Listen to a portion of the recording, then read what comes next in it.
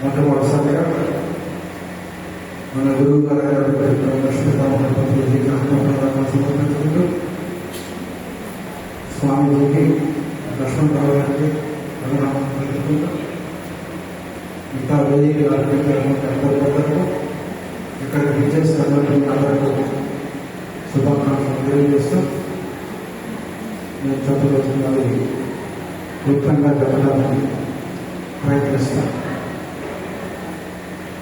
మొట్టమొదట ధ్యానాన్ని గురించి ఒక సమయం తీసుకుంటాను. ధ్యానం ఎవరు చేయాలి అనే విషయానికి వస్తే మన అందరం మధ్యలో ఆ ధ్యానాన్ని ఎవరు చేయాలనే ప్రశ్నకు సమాధానాలు దొరుకుతాయి.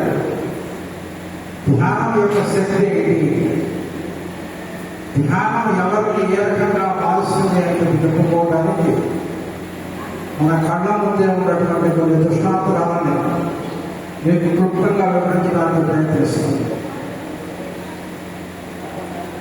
ధ్యానం అనేది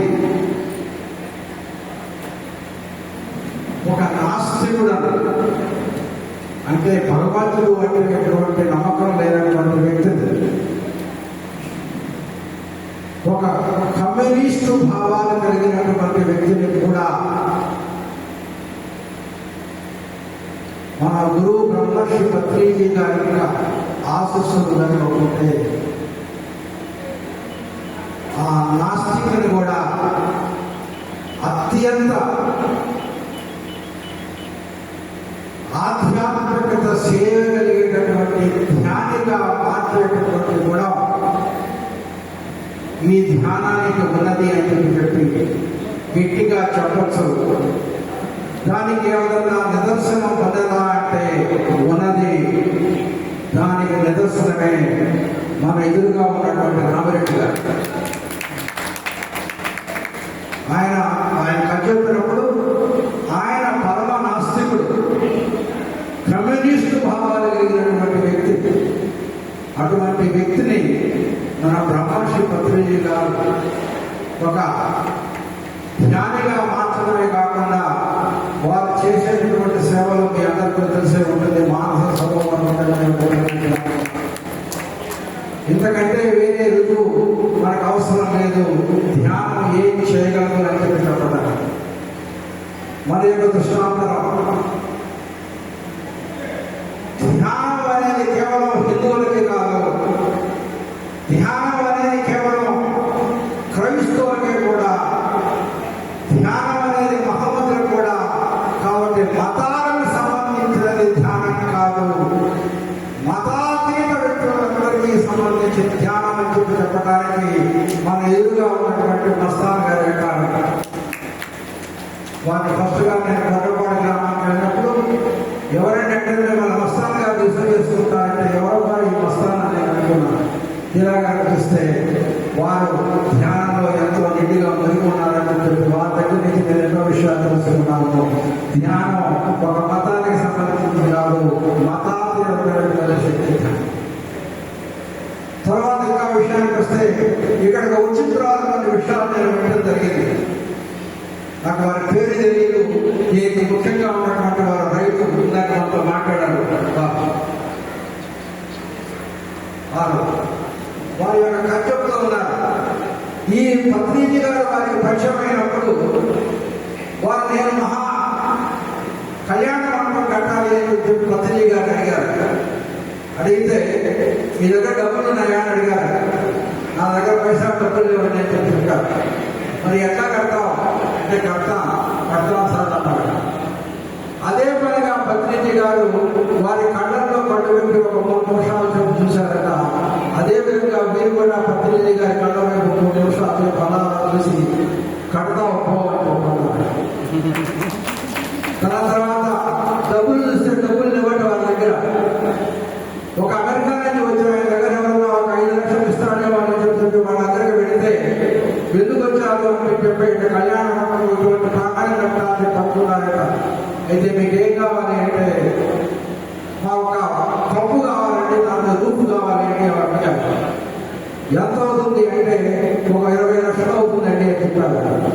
మొత్తం నేనే ఇస్తాను, మీరు నిరూపించుకోండి. అది మన పత్రిజీ గారి యొక్క శక్తి ప్రభావం, ఆయన మనకు అందించినటువంటి ధ్యాన శక్తి యొక్క ప్రభావం. ఇక చివరగా వస్తే మీరు నాకు ఒక డిఎస్పీ గారిని పరిచయం చేశారు ఒక 5 నిమిషాలు 5 గంటల క్రితం.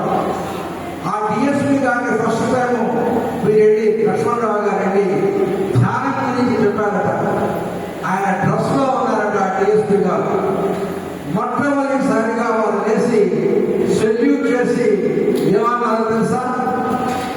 నేను మొట్టమొదటిసారిగా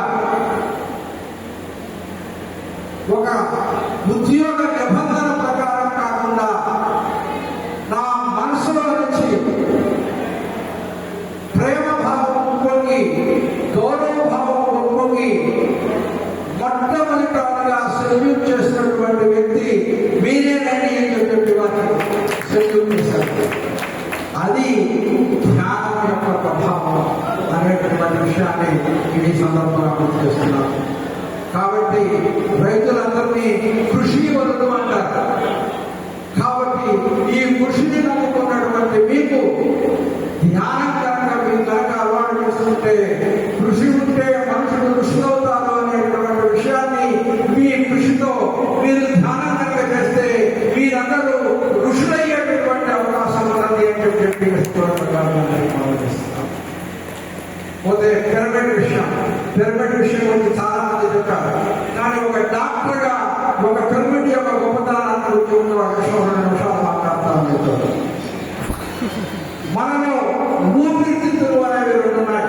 లంగ్స్, ఆ లంగ్స్ దూరంగా ఉంటాయి. ఆ 2 లంగ్స్ దగ్గరికి కనుక మీరు చేరినటువంటి ఊపిరితిత్తుల పట్టాన్ని కనుక మీరు ఎప్పుడైనా వచ్చినప్పుడు ఆ 2 ఊపిరితిత్తులను ఒకసారి కలిపి చూస్తే కరెక్ట్ గా మీరు చూసేటటువంటి ఆకారం పిరమిడ్ ఆకారం. ఆ పిరమిడ్ లోకి మీరు పంపిస్తున్నది ఏంటి? ప్రాణవాయువుని ఆ పిరమిడ్ లోకి పంపిస్తున్నారు. మీ ప్రాణ యొక్క శక్తిని ఆ పిరమిడ్ లోకి పంపిస్తున్నారు. అంటే మీలో ఉన్నది ఒక పిరమిడ్. ఆ పిరమిడ్ లోకి మీరు పంపిస్తున్నటువంటి ఆనాపానటువంటి ధ్యానం, శ్వాస మీద ధ్యాస అనేది ఆ పిరమిడ్ లోకి మీరు శక్తిని పంపిస్తున్నారు. ఆ శక్తి భగవత్ శక్తిగా మారి మీరు చేస్తున్నటువంటి ఏ సంకల్పాన్నైనా నిజం చేసేటటువంటి శక్తి మీరు సంతరించుకుంటున్నారు.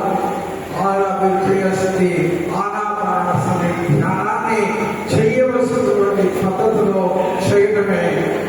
దానివల్ల మీరు ఎటువంటి సంకల్పాన్నైనా నెరవేర్చినటువంటి శక్తి ఈ యొక్క ఆనాపానసనేటువంటి ధ్యానం మీకు ఇస్తుంది అనేటువంటిలో ఎటువంటి సందేహం లేదు. ఎందుకంటే ఆ సంకల్పాలన్నింటినీ నేను చేసి ఆ సంకల్పాలన్నింటినీ నేను నిరూపించుకొని అప్పుడు మీకు చెప్తున్నటువంటి విషయం ఇందులో ఎటువంటి సందేహం లేదని చెప్పి మీకు ఈ సందర్భంగా తెలియజేస్తున్నాను.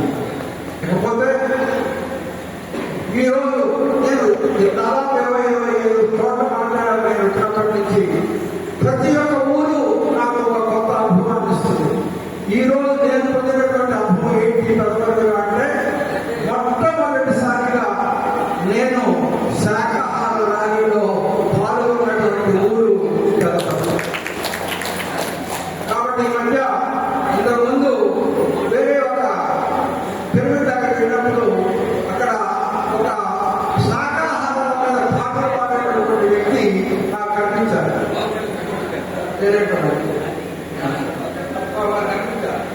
వారు నా దగ్గరకు వచ్చి, సార్ మీరు కాబట్టి కదా శాకాహారం పాట ఆ పాటని రికార్డ్ చేసి 10 మందితో పాట ఇస్తామని చెప్పారు.